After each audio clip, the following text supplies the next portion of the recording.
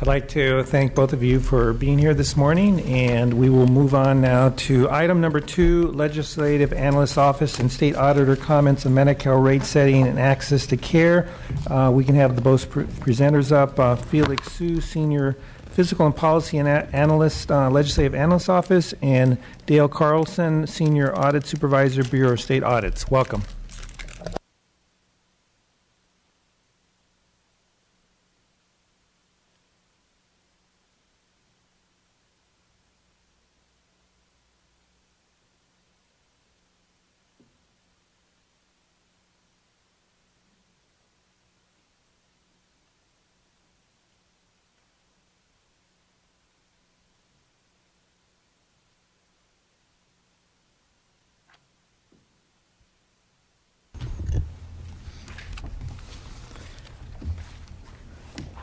Well, thank you, Mr. Chair, members. Felix Su with the Legislative Analyst's Office. We were asked today to provide our comments on just sort of our analysis of access to care issues in MediCal. And this is obviously a very broad topic, and throughout the hearing, I'm happy to take any questions you might have on access in MediCal generally. That being said, my prepared remarks over the next couple of minutes will really focus on monitoring access in the MediCal managed care system. Now, the handout going around is something that we prepared and which my testimony will walk through. And at certain points, I'm also going to be referring to some of the charts and figures that we have in the handout, so you may find it helpful to have this in front of you to follow along if you wish. So I'm going to jump ahead to page 2. In managed care, the state is supposed to be able to hold health plans accountable to clear and verifiable standards with regards to how they make care available and accessible for their members. And these standards exist under our laws and regulations, and they can also be found in the state's contracts with MediCal managed care plans. Now, my comments today are aimed at trying to shed light on why these standards are important and how potentially we have concerns about the way the state is currently monitoring those standards. I'll begin by providing a very brief overview of the standards and the monitoring system, just so that everyone's on the same page. And with the remainder of my time, I'll highlight 3 general areas where we think the legislature could take some steps to help improve monitoring and how the system works. Now, the staff briefing paper, as well as the previous speakers, have done a very nice job laying out the general landscape of access requirements in managed care generally. So I'm going to be concise and only hit on the points that are relevant for my discussion. You really can't have a discussion about access requirements in managed care and MediCal without bringing up the Knox-Keene Act. And the Department of Managed Healthcare, or DMHC, is the state regulator for enforcing Knox-Keene.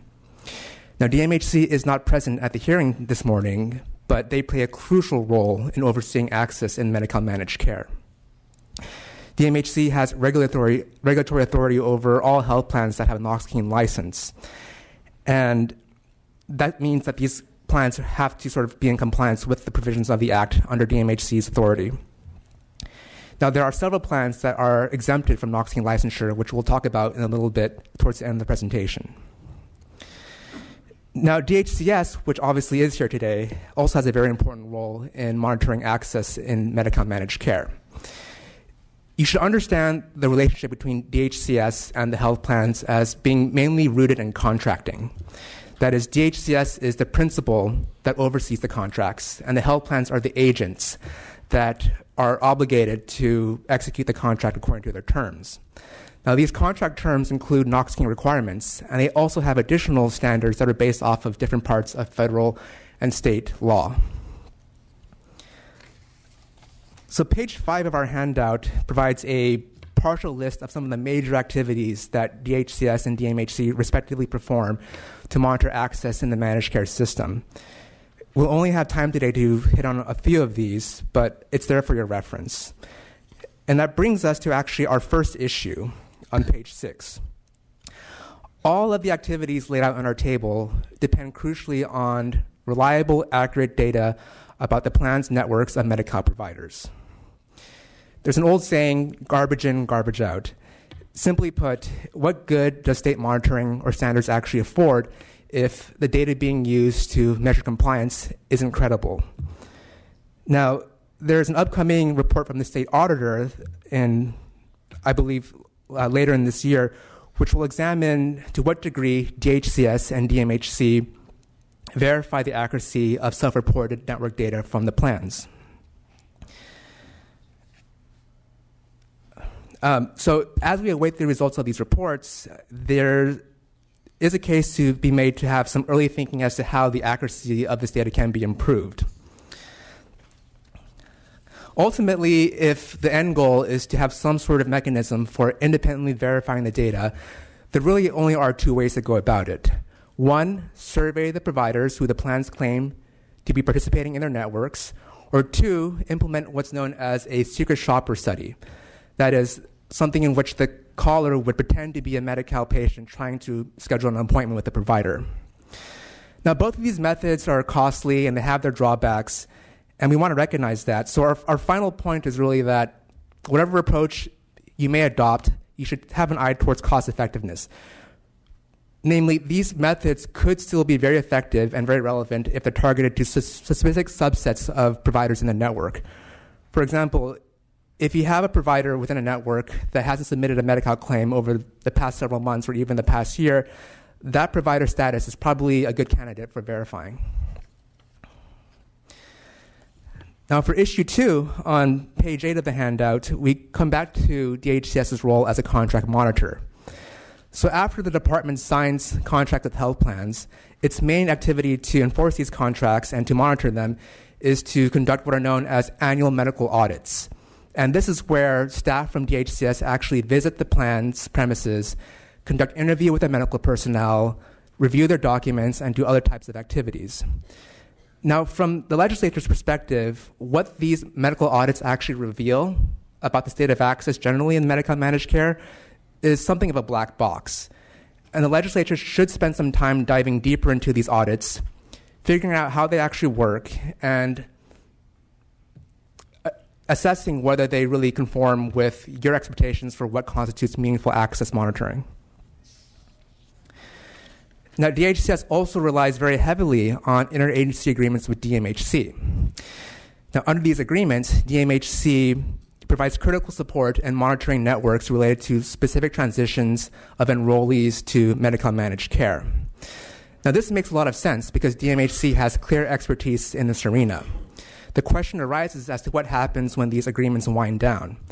For example, the interagency agreement for DMHC to monitor the transition of seniors and persons with disabilities is set to expire July of 2015.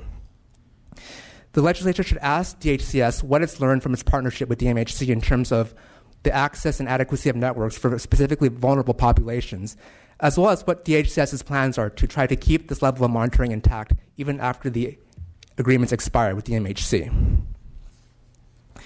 Now, for our final issue, I'm just going to turn to the last page of our handout, which shows this map. And I mentioned earlier that there are some plans in MediCal that are exempt from Knox-Keene licensure. These are the county organized health systems, or COs for short. There are 6 COs that provide coverage to nearly 2 million MediCal enrollees across the state. And of these, only one, the health plan at San Mateo, has voluntarily sought Knox-Keene licensure. Now, I also mentioned that MediCal contracts do contain Knox-Keene access requirements. However, just having these standards written into the contract doesn't guarantee that they'll be adequately monitored or enforced. We have concerns about whether DHCS is able to bring the same level of rigor and expertise to overseeing the codes as DMHC brings to overseeing Knox-Keene license plans. As far as we know, the initial exemption from codes dates back to the 1980s, and we are unsure whether it makes sense that codes members do not have the benefit of their consumer protections in the Knox-Keene Act being overseen by the main state regulator, DMHC. And we think this is an issue that you should seriously reconsider through your work on managed care access in general. Thank you, and I'm happy to take any questions. Thank you. What we'll do is we'll ask members to ask questions after both presentations. Please proceed. Thank you, Senator Hernandez. Members, my name is Dale Carlson. I'm with the California State Auditor's Office. In December 2014, my office issued an audit report concerning weaknesses in California's MediCal dental program. For that audit, my office was tasked with understanding how the MediCal dental program operated by Healthcare Services was fulfilling its mandate to ensure that children enrolled in MediCal received the dental care for which they were eligible. I was the team leader for that project. To address our charge, we focused primarily on three components that collectively affect access: beneficiary utilization, provider participation, and the reimbursement rates paid to providers of MediCal dental services. Regarding beneficiary utilization, we concluded that the children's use of MediCal dental in California was low. We define utilization as the annual rate at which MediCal beneficiaries aged 0 through 20 received at least one dental service. We looked at two data sources primarily to draw our conclusion. The first was federal data from federal fiscal year 2012-2013. Our calculations on utilization showed that California's rate was 44%. We compared that rate to the national rate of 48%. Even though there's only 4 percentage points difference, California was the 12th worst state of the 49 states in Washington, D.C. that was included in the data. The range of utilization rates for other states went from a low of 24% in Ohio to a high of 63% in Texas. We also took a look at DHCS's own data, and we calculated California's utilization rate from their data systems. We calculated the rate to be 41% for calendar year 2013. We also calculated the utilization rates for California's 58 counties. They range from a low of 6.3% in Alpine County to a high of 53% in Monterey County. To understand the factors that contributed to the low utilization rates, we reviewed numerous published studies on the issue. The study cited several reasons for low utilization rates, including the relatively small number of dentists that participate in Medicaid and the uneven distribution of dentists geographically. We took a look at provider participation and concluded that many California counties may lack a sufficient number of dental providers. We defined provider participation in two ways. We defined it as we defined some providers as active providers. In other words, they provided at least one MediCal service in the prior year. We also looked at the number of willing MediCal providers, and those are dentists who told Healthcare Services that they were willing to accept new MediCal patients. In the absence of a benchmark standard to compare California's participation rate, we borrowed one from DHCS that it had used in other situations. It is a ratio of one dental service provider for every 2,000 child beneficiaries. When we used this ratio and looked at the data statewide, we found that California's ratio for the 5 years that we looked at never exceeded 1 in 803. And if you keep in mind, the lower the ratio, the better it is. The higher the ratio, the worse it is. So on a statewide basis, the ratio was 107, or 1 to 807. We also looked at the ratio for counties. And what we found there was that for 5 counties, DHCS's data showed that 5 counties may not have had any active MediCal providers in 2013. We also used DHCS's data to look at the number of willing providers and found that the data showed that 27 of the state's 58 counties either did not have any dental providers or may not have had enough dental providers willing to accept new MediCal patients. These 27 counties had 468,000 MediCal child beneficiaries who did not receive dental services in 2013. Looking again at to published studies to identify the reasons why providers didn't participate, One reason that was cited was low reimbursement. We examined California's reimbursement rates for MediCal and concluded that they are low. We compared California's reimbursement rates for the top 10 dental procedures most frequently authorized for payment to national and regional averages and to the rates for other states. California, for these 10 procedures, the average rate was $22. The national average was almost 3 times higher at $62, and the rate for the Pacific region, which are the 5 western states, was nearly $70. When we compared California's rate for these 10 procedures to 3 other states, Connecticut, Texas, and Washington, we found that the rates for these other states range from a low of $28 to a high of $53. Again, California's rates were the lowest. Officials that we talked with in these 3 states believed that their reimbursement rates were one of the factors that led to their state's higher utilization rates. 2 other issues I'd like to comment on. Healthcare services did not comply with the state law to annually assess reimbursement rate adequacy. State law requires healthcare services to conduct annual reimbursement rate reviews to ensure that MediCal beneficiaries have reasonable access to dental services. Since fiscal year 2000-2001, Healthcare Services has performed this rate review twice, once in 2011 and once in 2013. In the 2011 report, Healthcare Services did not comment on the adequacy of the reimbursement levels nor connect the facts that it mentioned in its report to the reimbursement rates. In its February 2013 review, Healthcare Services concluded that reimbursement rates were adequate based on increased utilization rates and increases in the number of children receiving services. And finally, DHCS has not complied with its plan for monitoring MediCal child beneficiaries' access to dental services. As part of the AB 97 payment reductions, Healthcare Services agreed to monitor access. 3 of the measures that were included as part of that plan related to dental services. As of October 2014, our report pointed out that DHCS had not issued its first monitoring report, and DHCS did not have a specific release date for its report. We made several recommendations to Healthcare Services regarding these issues, which the department has agreed to implement. For instance, we said that Healthcare Services should establish criteria for assessing beneficiary utilization and provider participation. It should develop procedures to periodically identify counties and other areas where utilization rates or provider participation ratios fail to meet that criteria, and take immediate action to resolve declining trends.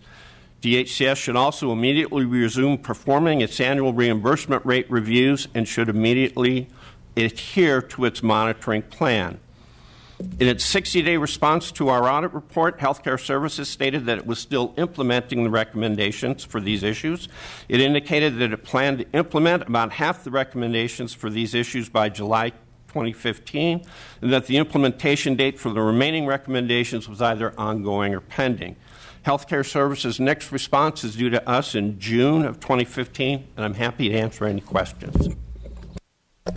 Thank you. Is there any members who'd like to ask any questions?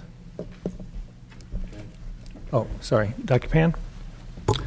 Thank you. I appreciate the presentation from both. I guess maybe I'll start off with the LAO. First of all, I just want to, as you were looking at this, you mentioned that Department of Healthcare Services, they're supposed to be monitoring compliance with network adequacy. We have plans that essentially fall out of the DMHC realm. There's some questions, and I know there's an ongoing audit to look at. How I mean, I don't know whether you can comment on this. Do you know how compliant the department has been with existing state law to look at network adequacy and doing the reports they're supposed to be doing?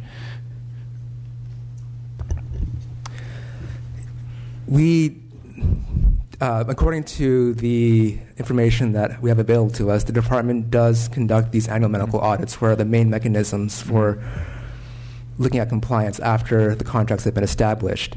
And our main point in our examination of the issue is what these audits actually say about meaningful access in the program. What we understand is that they generally look at, with a heavy emphasis on the policies and procedures that each plan has, on paper at least, to comply with contract requirements, but we are unsure as to what the audits actually say about realized access for beneficiaries. All right, so it's mainly dependent on procedure manuals and so forth, and lists, which we are now looking into. Right, although obviously the department may have some further information that they can speak to on that. All right. And then I guess for the auditor, first of all, I appreciate the work that the auditor has done, and certainly the issues about access and utilization are very disturbing, the results. But also I found very disturbing the issue about the fact that they're not conducting the reviews that they're legally obligated to do. I know that here in my county in Sacramento, we had a report that actually our local First Five Commission had to do, and in the report it even mentioned that as they were asking for information from the department about particular dental plans, the department wasn't even aware they were missing information from one of the plans, which means that they probably wasn't looking at the data if they didn't even realize they were missing information for years on one of the plans. I mean, if someone's looking, at least you'd know it's not there. Can you comment on the fact that since 2000, there's only 2 annual reviews? I know you touched a little bit on your testimony. I mean, what was the department doing in terms of trying to ensure they actually complying with the laws that we passed here? Thank you, Assemblymember Pan. We talked to the acting division chief at the time that we were performing the audit about why DHCS had not performed that, and he told us 4 different things. It's not 4 different answers. It's just 4 pieces that applied to this particular perspective. He mentioned that the department had not performed the studies before 2011 because of the state's fiscal climate and healthcare services' own workload. He also said that until 2011, he was unaware of the law requiring the annual rate review. And he said that healthcare services performed the 2011 and 2013 reviews only at the request of the department's legal counsel. And lastly, he said that healthcare services had not yet finalized a plan to perform these reviews in the future. Now, keep in mind, these were all statements that were made to us during the course of the audit. We made a recommendation to healthcare services that they immediately resume performing the annual rate review. That's a recommendation that they have agreed to and that they are in the process of implementing. Okay, thank you. So I am just concerned that on one hand we're being told all these things are being done, but it's not particularly transparent that they are until people actually root around and ask. And so anyway, I appreciate it. Thank you so very much. I believe Assemblymember Chu had a question. Thank you, Mr. Chair. I want to direct my question to the State Auditor. First of all, I want to thank you for your report and certainly echo Dr. Pan's perspective that the 56% number of the 5 million children enrolled in MediCal who didn't receive dental care, those figures are incredibly troubling. We heard from the Department of Healthcare Services that it's their perspective that the number of providers may have gone up while this utilization rate obviously is where it is, and that the department is setting a goal of trying to reduce this number by 10%. Given your survey of national data and where reimbursement rates, what's your sense of what would it take from a reimbursement rate standpoint or increases to get us to where we need to go if that is what the goal is, say, over the next year? Thank you, Mr. Chu. My answers are limited to what we say in the report. And if you look at our report, we don't include a recommendation that says go out and raise your rates. What we're asking the department to do is get your monitoring ducks in order so that you can accurately measure what's going on and use those results to determine what the proper course of action is. Yes, we said the rates were low, but we did not recommend that they needed to raise those reimbursement rates. Once they get an accurate benchmark set up criteria, where do we as a state want to be in terms of utilization, the department can look at what options are available to it. Raising reimbursement rates is one option. Okay, I appreciate that, and I think to the department, I certainly want to have that sense of a question. If it's one thing I think to monitor and really understand what the problem is. We obviously need to do this quickly if we're going to have any impact on rates, say within the next year. And I don't think there's anyone here on either of the Assembly or Senate committees that thinks 56% is acceptable in any short-term time frame. Any other questions from any members? Comment. I have a couple comments. With regard to Mr. Felix Sue, I appreciate your remarks, and I know that your presentation was focused mainly on MediCal managed care, the Department of Managed Health Care. You didn't address the fee-for-service issue. My concern is we have, fee-for-service 20%, MediCal managed care 80%, but within the MediCal managed care, you mentioned that not all entities are in the Department of Managed Health Care, and I believe there's only one code, which Santa Clara, you said? Or Mr. Chair, the health plan is San Mateo. San Mateo. Yes. So that's really not a true indication of if they're being monitored and they are run under the same guidelines and auspices as Department of Managed Health Care where the other plans would. So I guess I'm not asking you a question, but I think a policy question that we need to ask in the legislature, should we not be requiring codes as well to be under the Department of Managed Health Care so we can understand and ask those questions so that there's a fair amount and to determine whether that's the case or not. So it's not a question I'm asking you, just something it's a thought I'm posing.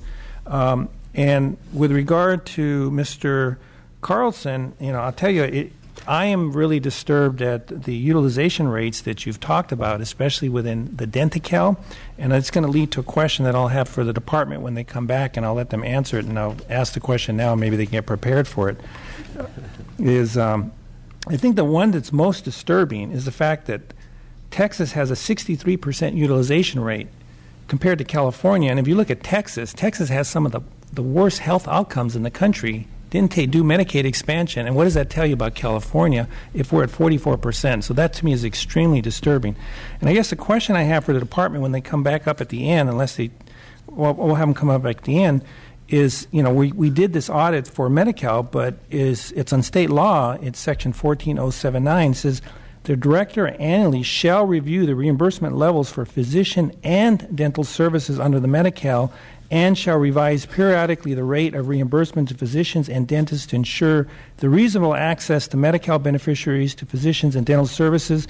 The annual review has got a series of questions that they have to ask. So I guess the question I have for the department is and when are you going to do that for physicians as well? So maybe be prepared when you come up in your closing arguments. Anyway, thank you very much. I think I will now turn it over to Assemblymember Bonta to move on to item number 3.